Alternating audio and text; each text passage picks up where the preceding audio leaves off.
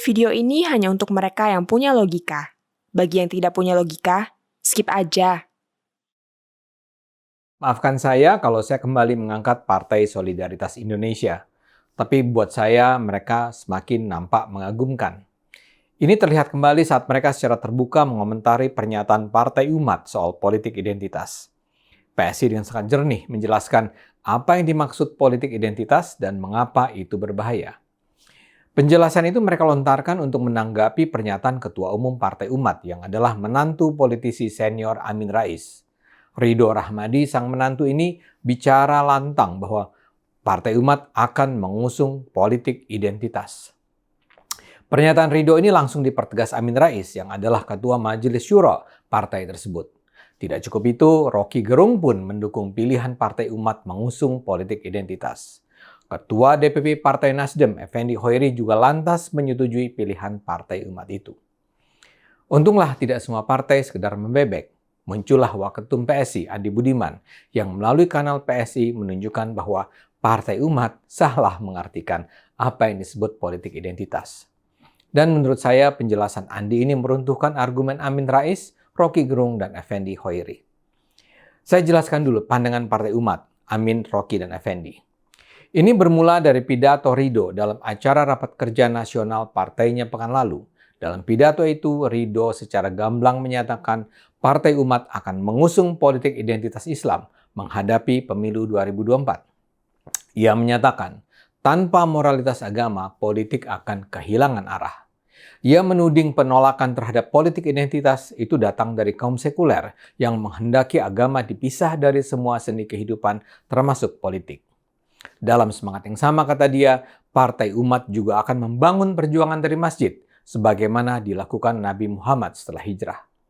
Menurut Ridho, selain tempat ibadah, masjid seharusnya menjadi ruang pertemuan pikiran untuk menyusun rencana dan strategi keumatan dan menjadi titik nol sebuah perjuangan, termasuk di dalamnya jihad politik.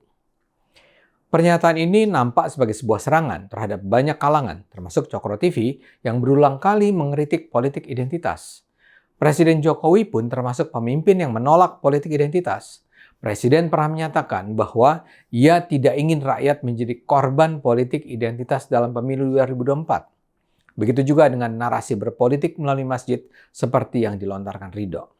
Undang-undang pemilu sendiri menyatakan larangan berkampanye melalui masjid.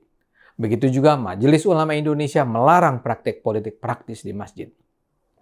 Jadi bisa dibilang Partai Umat sedang membangun image partai Islam yang berseberangan dengan pemerintahan Jokowi dan tidak akan tunduk pada apa yang mereka sebut sebagai produk sekuler yang akan mengerdilkan Islam.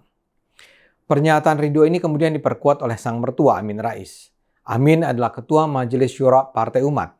Menurut Amin, Partai Umat memang akan mengusung politik identitas karena hal itu yang justru membedakan partai politik dari robot. Sebuah partai politik yang tidak menggunakan politik identitas, katanya, seperti zombie atau mayat berjalan. Amin menyatakan politik identitas juga terjadi di negara-negara demokrasi maju. Di Jerman, Swedia, Spanyol, Italia, Belanda, lazim ada partai agama, kata Amin. Di Jerman, partai yang mengusung identitas agama seperti Partai Kristen Demokrat bahkan menjadi partai terbesar kedua. Amin mengkritik para politisi di Indonesia yang menurutnya perilakunya seperti burung beo, yakni kalau satu mengatakan politik identitas itu berbahaya, langsung diikuti yang lain dengan mengatakan politik identitas berbahaya. Itu sangat aib, katanya. Pernyataan keluarga Rais itu kemudian ditimpali oleh Rocky Gerung. Dia memuji-muji politik identitas. Umat artinya memihak rakyat, kata Rocky. Tanpa umat, republik tamat. Itulah yang disebut politik identitas, katanya. Dukungan juga datang dari Partai Nasdem. Ketua DPP Nasdem, Effendi Hoiri, menyatakan tak ada yang salah dengan istilah politik identitas. Effendi kemudian menegaskan Nasdem menerima Partai Umat dengan tangan terbuka bila ingin bergabung dengan mereka mendukung Anies Baswedan. Pandangan-pandangan ini yang kemudian dibantah secara cemerlang oleh PSI melalui video Andi Budiman. Andi dari awal menunjukkan kesalahpahaman Ridho, Amin, Rocky, dan Effendi. Menurutnya, penolakan terhadap politik identitas tidaklah berarti menolak partai dengan identitas keagamaan tertentu dan meniadakan agama dari politik. Apakah sebuah partai boleh dan sah jika memiliki landasan identitas keagamaan? Tentu saja sah, kata Andi.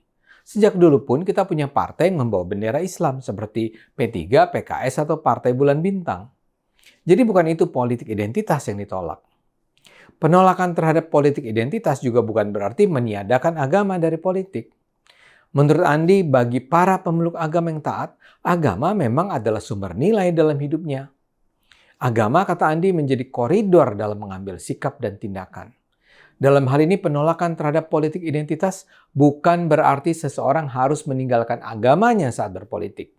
Definisi politik identitas bukan itu, ujar Andi.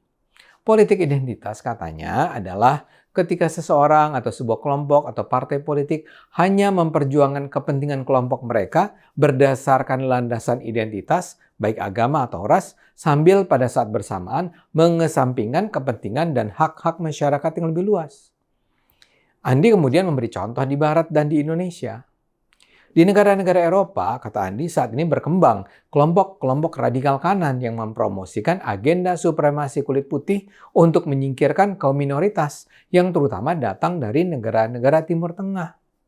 Itulah politik identitas. Sementara untuk Indonesia, kata Andi, kita mungkin bisa melihat bagaimana politik identitas dipergunakan dalam pemilihan gubernur DKI pada 2017.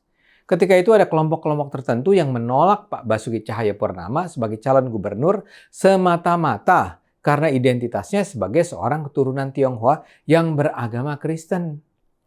Dengan contoh-contoh itu, Andi menekankan bagaimana politik identitas menjadi sumber kebencian terhadap kelompok lain, memecah belah persatuan bangsa, merusak tenun kebangsaan hanya demi tujuan memperoleh kekuasaan.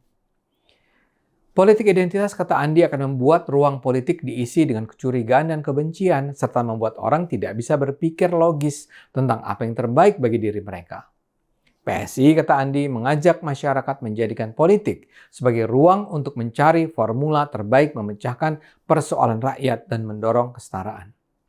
Karena itulah politik identitas ditolak PSI, dan tentu saja ditolak bangsa Indonesia yang rasional. Seperti saya katakan, penjelasan Andi sangat jernih dan jelas. Saya sendiri heran bagaimana mungkin orang sekaliber doktor yang sekolah di Amerika Serikat seperti Amin Rais atau orang yang dikenal sebagai profesor filsafat seperti Rocky Gerung gagal memahami apa makna politik identitas. Atau barangkali mereka sebenarnya tahu apa yang mereka sampaikan salah, tapi mereka berharap masyarakat akan tertipu untuk menerima praktek politik identitas yang akan mereka manfaatkan untuk kepentingan meraih kekuasaan. Apapun tujuan mereka, saya tetap percaya. Kalau saja ada partai muda seperti PSI yang terus mencerahkan dan berani bicara, rakyat Indonesia akan terlindungi dari penyesatan yang menjerumuskan seperti ini. Ayo gunakan akal sehat. Karena hanya kalau kita gunakan akal sehat, bangsa ini akan selamat.